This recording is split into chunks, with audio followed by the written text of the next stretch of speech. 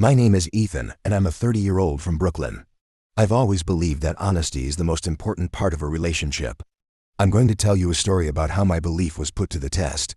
There's a quiet pain that comes with betrayal.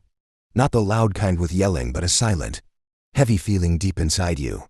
I felt this when I opened an old shoebox in the attic. I was just looking for a photo album for my daughter's school project, but I found a stack of old letters. They were not from me, and the writing was very personal. Then I saw the name at the end of each one, Gregory. My heart sank. I knew that name.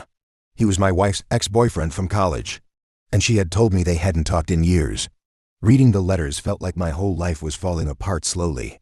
They weren't just memories, they were proof of an ongoing affair that had lasted 21 years. There were notes about secret meetings and a hotel receipt from 2 summers ago, when she said she was visiting her sick aunt in Philadelphia. For over 2 decades I had been living a lie. We had a family and celebrated big life events, while she had a secret emotional and sometimes physical life. The worst part is, I didn't see it, or maybe I chose not to see it. She was always loving and smart enough to keep me from suspecting anything. I sat there for hours with the letters on the floor.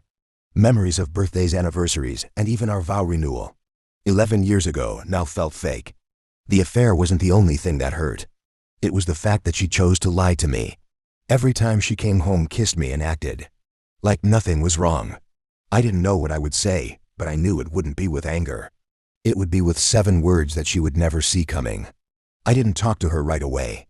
For the first time in our 25-year marriage, I watched her like she was a stranger. I looked at her humming while making coffee and folding laundry, but I didn't see any guilt.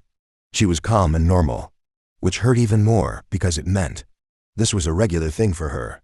I started to remember things I had ignored before, like late night phone calls she said were for work and the tension she had after some trips. I waited for her to notice something was wrong, but she didn't. She had no idea I had found out her secret. The man she thought she knew was gone the moment I opened that shoebox. When I finally decided to speak, it was at our favorite family restaurant. I wanted her to hear the truth, surrounded by all the family memories she had put at risk. It wasn't about revenge, it was about making her face what she had done. We sat there smiling like a normal family while our kids talked. She reached across the table and held my hand. That's when I realized how well she had lied to me and to herself. I looked into her eyes and felt a strange calm. This was the moment. Not a big fight, but a simple truth. While our daughter was on the phone and our son was on his, I leaned in and said quietly and clearly, "I know about Gregory, it's over." For a second she didn't react. Then her expression changed completely.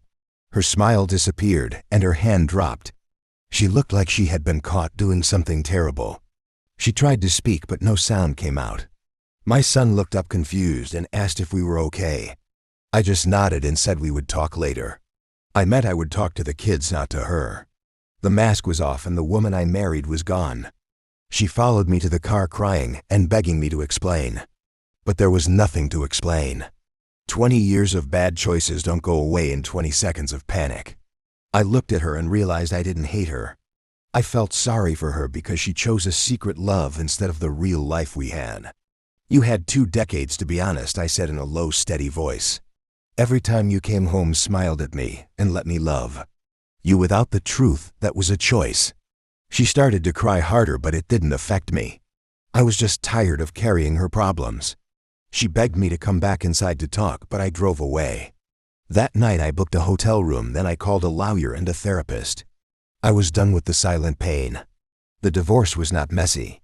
It was very organized. I told the kids first, but didn't give them all the details. Just that their mother and I were separating because of a long betrayal. They were shocked and upset, but they understood. Our daughter said something I'll never forget. I always wondered why you look tired after vacations. That's when I knew I had made the right decision.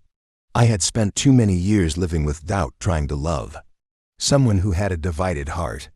In the months that followed, she tried to get me back with letters and calls, but I never answered. I didn't need to, because those 7 words had already done what was needed.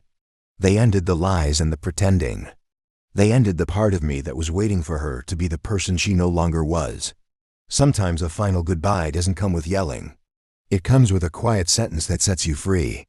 I know about Gregory, it's over. 7 words, one truth, and a man who finally found peace.